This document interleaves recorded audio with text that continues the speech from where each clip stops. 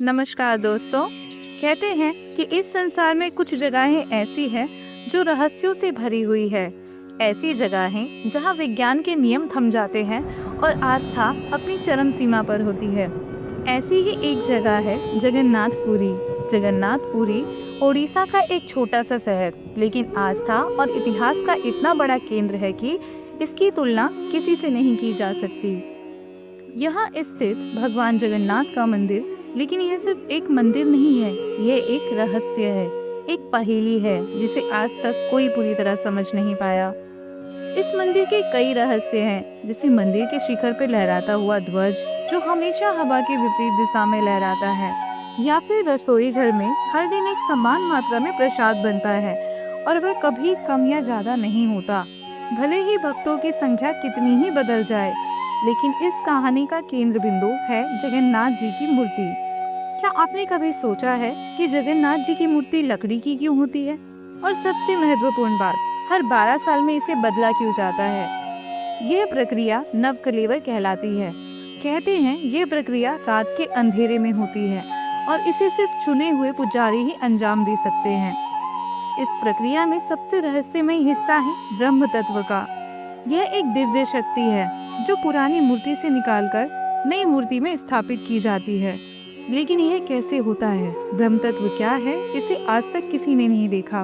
कहानी वहीं से शुरू होती है जब 12 साल पूरे होने पर एक बार फिर नवकलेवर की तैयारी की जा रही थी। इस बार पुरी में एक अजीब सी बेचैनी थी। ऐसा लग रहा था जैसे मंदिर के चारों ओर कोई एक अदृश्य शक्ति मंडरा रही हो। पंडित हरिहर नाथ, जो इस बार नवकलेवर प्रक्रिया के प्रमुख थे, ने अचानक अपने शिष्यों को बुलाया और कहा, इस बार कुछ अजीब होने वाला है। मुझे लग रहा है कि ब्रह्म तत्व को छूने का साहस करना आसान नहीं होगा। शिष्य डर गए। गुरुदेव, क्या आप कहना चाह रहे हैं कि इस बार कोई अनहोनी हो सकती है? हरिहर नाथ ने गहरी सांस ली और बोले, ये सिर्फ मेरा आभास है, लेकिन हमें सावधान रहना होगा। ब्रह्म तत्व भगवान का साक्षात रूप है। ये प्रक्रिया कोई साधारण बात नहीं है। अगर हमने जरा भी गलती की तो उसका असर पूरी जगत पर होगा। और फिर वो दिन आया। चुनिंदा पुजारी और शिष्य गहरे अंधेरे में मंदिर के गर्भगृह में प्रवेश कर रहे थे। सभी के हाथ कांप रहे थे। मन में भक्ति के साथ साथ डर भी था। कमरे में केवल दीपक की हल्की रोशनी थी और हर जगह सन्नाटा पसरा हुआ था। जैसे ही हरिहर नाथ ने अपनी मूर्ति से ब्रह्म तत्व निकालने के लिए हाथ बढ़ाया, दीपक की लौ तेज हो गई। वातावरण में अजीब सी गूंज होने लगी। गुरुदेव, ये क्या हो रहा है? एक शिष्य ने घबरा कर पूछा। हरिहर नाथ ने धीरे से कहा, ये भगवान का संकेत है, शांति रखो। लेकिन तभी कुछ ऐसा हुआ जिसे देखकर सबके होश उड़ गए। क्या हुआ था उस रात? ब्रह्म तत्व का रहस्य क्या है? जानिए इस रोमांचक कहानी के अगले भाग में।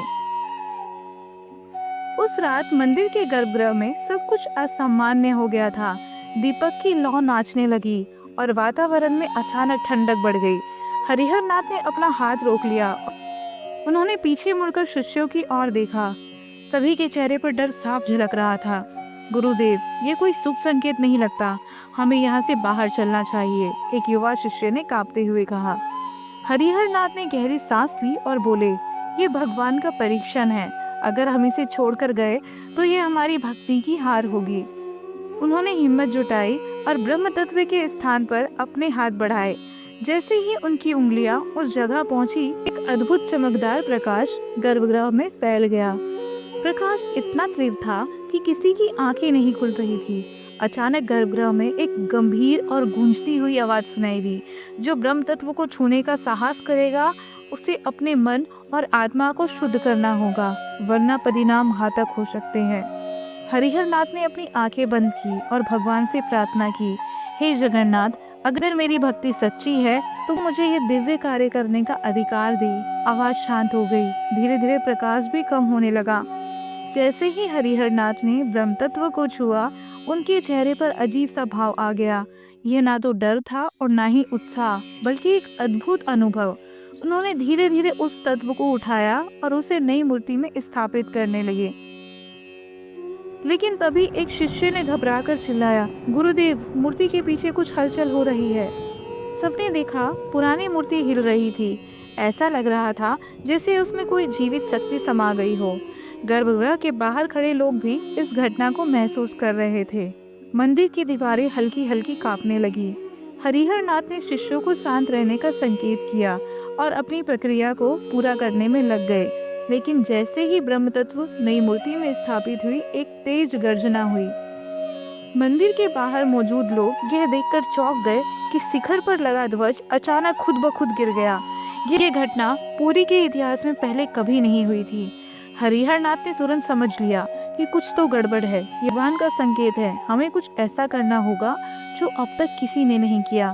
शिष्य हैरानी से पूछने लगे, गुरुदेव अब क्या करें? हरिहर नाथ ने अपनी चुपचाप आंखें बंद की और समाधि में चले गए। लेकिन इसी बीच गर्भगृह के अंदर एक रहस्यमयी घटना घटने लगी। नई मूर्ति की चारों ओर हल्की रोशनी फैल गई। वह रोशनी धीरे धीरे तेज होती जा रही थी। तभी रोशनी के बीच से एक आकृति उभरी।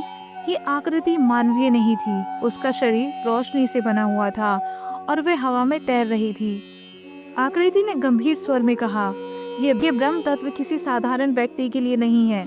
क्या तुम तैयार हो इसे झेलने के लिए? हरिहर नाथ ने धीरे से सिर झुका दिया और कहा, अगर ये भगवान की इच्छा है तो मैं तैयार हूँ।